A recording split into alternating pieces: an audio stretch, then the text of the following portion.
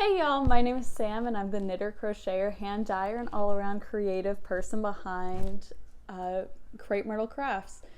I stumbled because I meant to say crafty, but I guess I can call myself creative and give myself a little pat on the back there. So the Crepe Myrtle Crafting Cast is a knitting podcast that is from the Triad of North Carolina. For those of you who haven't seen episode number 1, I started it because I wanted to be more intentional about the things that I love, and for me, part of that meant starting this podcast and showcasing my progress instead of pretending like I didn't have time for progress photos and just never working on stuff. We have a guest. This is Ruth. Oh, baby. This is Ruth, and she's mad because when I'm not filming, this is typically her chair. So she's very hurt right now that she has to share her chair. Let me see. So in the knitting world, it's been a little slow for me. I've just recently gone back to working. I have just made some kind of big girl purchases that took a lot of my time to take care of. There were a lot of things going on, not to make excuses, but just to say don't expect much in terms of progress on whips. And honestly, even on top of all of that, I just played a lot of Stardew Valley. I harvested a lot of virtual cranberries. I have a beautiful virtual farm with my beautiful wife, and we just adopted our second digital baby. So yeah, that's how that works. Yeah, not my real beautiful wife Leah, just my Stardew Valley wife Leah. So that is, enough about video game farming, and we can start getting into some yarn stuff. So I've been doing some hand dyeing experiments because I really wanted to do a 20s collection, and I think my goal, today's the 14th, I think my goal is probably to have it out by the end of January. I would have wanted it out earlier, but I bought some new dyes. They took a little bit to come in, and sometimes experiments don't succeed. And that means that you have a lot of sock yarn to give away to friends, but not a lot to put in the shop. So I have 2 tonals that are in the Roarin' 20s collection, tentatively calling it. If not, they're just gonna be 2 tonals that are in the shop. So these are on specific bases, and obviously those are already ready to ship, but I am trying very hard to be very intentional and write down all of my recipes so I'm able to start doing ship to order, and I'm very excited about it. So these will also be listed in a shop to order, made to order, dyed to order on every base that I have available. So I'm really, really excited about it. So this is Golden Days. It is an antique gold. That's really it. I think it's just a really pretty tonal. It'd be a really good accent color. Oh, I think it'd just be really pretty on a lot of skin tones too. Like, I cannot imagine like just a whole sweater in this would be beautiful. And then we have Green Light, which is on a Merino Superwash worsted weight, and this is just kind of an emerald green. It's got some really beautiful pieces of kind of like a dark blue, a dark royal blue almost throughout it. I love this light. The yarn just, it's so shiny. So this is Green Light. And I think everything that I have in my store is superwash, and I know that some people are kind of against it. I'm always willing to try out new things, but I will say I like superwash. I like knitting with superwash. And I think that might just be my lazy, chaotic energy. So if anybody would like to see something on a non-superwash base, I will always take recommendations. So keep that in mind. I'm gonna grab my notes. So let's get into whips. Like I said, not a lot of progress, and there are no finished objects because there has been very little knitting. So I'm actually gonna leave the Cirrostratus shawl that I showed last time. That's in this bag. Nothing has really been done to it. I've knit like maybe a row or two. So just really quickly, if you didn't see this, this was by, I think it's Plasky. Plasky. I have the pattern just shoved in that bag.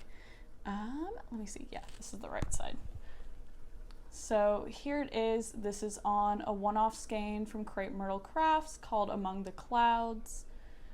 It's really pretty. I just haven't done much to it. I just haven't really felt like fiddling with like very small needles. And I'm not sure what the excuse for not touching my Fern and Feather. It's not Feather and Fern, it's Fern and Feather. Again, in probably the exact same place. I've just been in kind of a weird mood where I'm not sure if I want something that is... Normally I have something a little more challenging or like thought-provoking. So I'll do like, I don't know, like a raglan increase top-down yoke, and then save the like sea of stockinette on the body and the sleeves. I'll save that for when I'm at work. But I've kind of just been knitting the easy stuff while I'm home too, so I don't really know. I think I'm just kind of in a funk, but I'm hoping that this next whip is going to be really quick, and I'm gonna get, you know, sometimes you just need like an easy win. You need like a quick knit. You need something that's gonna be just like a little, like I said, like just a quick little win. So I'm hoping that that is gonna be what this whip is. And this is the Fen Cowl by Magnolia Fiber Co. I started it last Thursday during my lunch break at work. It is in Baracco Ultra Alpaca. It's got that like, not that it's not soft, but it does have that like scratchy, not scratchy, that's a bad word, rough and rustic kind of texture that, I don't know, just feels like very hardy and very like traditional knit to me. And I can't remember what the fiber content is. I think it's wool and alpaca. But it is worsted. It is in the color buckwheat. It's a moss stitch cowl. So I'm kind of having a hard time getting into that groove that you do with something that's like a sea of stockinette, you know. You kind of blank out and then all of a sudden you're like 2 inches further.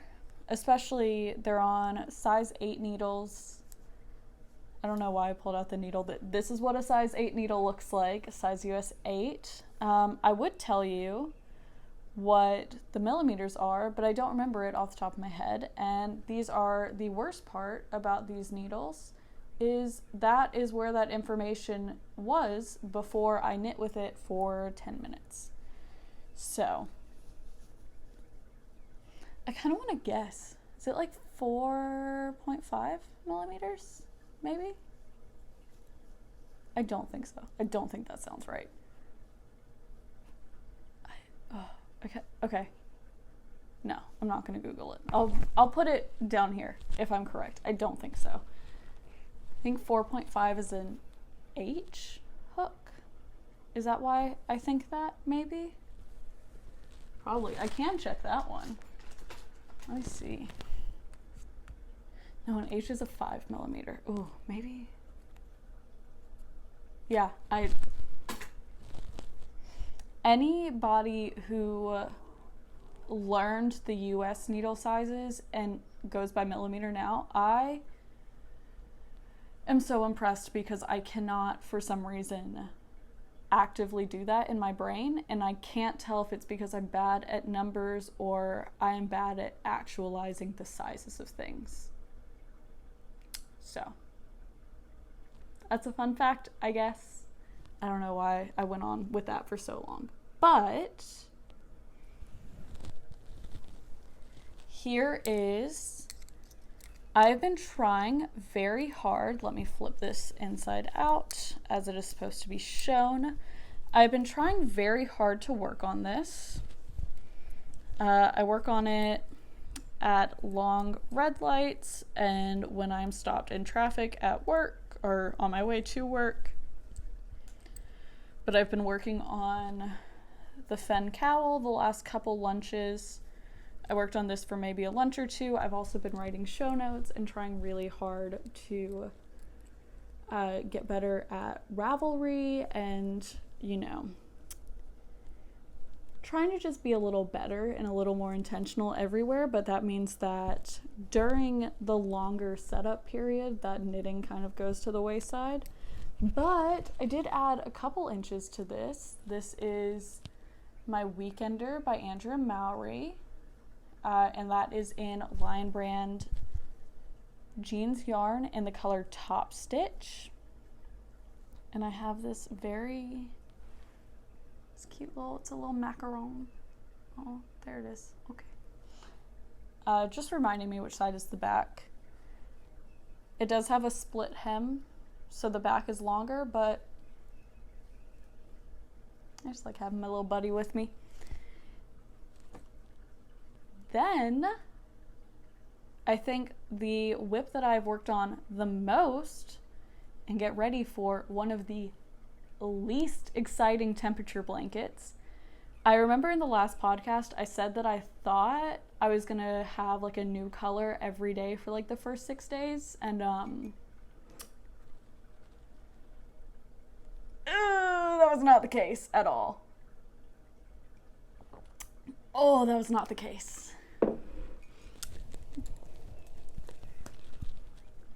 I'm actually pretty much caught up. I have today's left.